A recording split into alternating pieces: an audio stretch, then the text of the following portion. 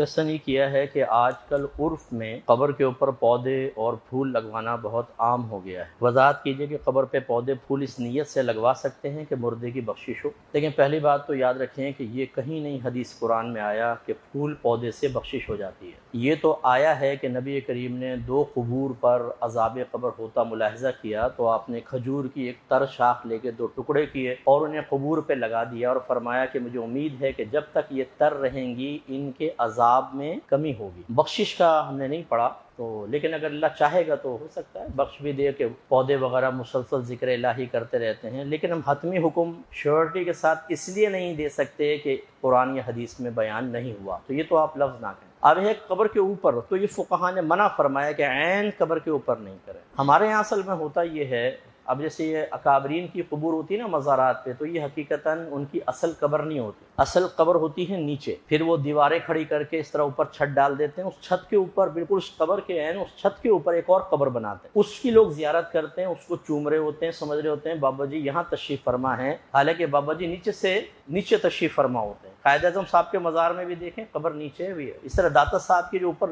بنی ہے وہ جالی ہے، وہ تو اس میں کوئی ہے، داتا صاحب کے تو نیچے ہے قبر مبارک۔ تو ہماری ایک تو عوام کا حال یہ ہے کہ ان کو کچھ پتہ تو ہوتا نہیں، اسی پہ ماتھے ٹیک رہے ہیں جا کر، اور ایسے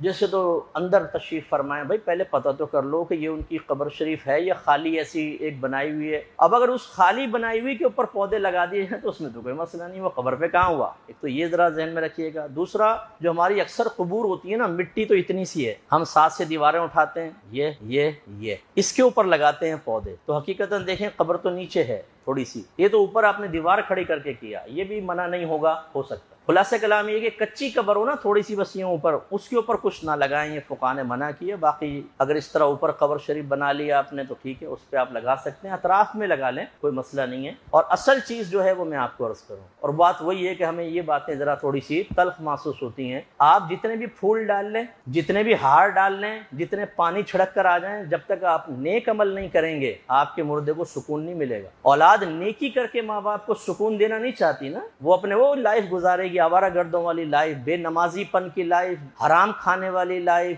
غلط کام کرنے والی لائف، لیکن جا کے عقیدت کا اظہار یہ ہوتا ہے پھول ڈالیں گے قبر پہ، جھاڑو دے رہے ہیں، پانی ڈال رہے ہیں، سب جگمگا کر واپس آ گئے۔ کون سا کمال کیا آپ نے؟ اصل تو یہ ہے اگر واقعی ماں باپ سے محبت ہے تو اچھے عمل کریں، گناہوں سے بچیں، کہ گناہوں سے رنج ہوتا ہے مردے، اس کو اطلاع ملتی ہے، حدیث کے مطابق یہی ہے، اس سے مردے رنج محسوس کرتے ہیں، اور اگر نیکی کی اطلاع ملتی ہے تو ان کا دل خوش ہوتا ہے۔ ایصال ثواب کریں، آپ نمازیں پڑھیں، روزے رکھیں، قرآن کی تلاوت کریں، ان کا ثواب ان کو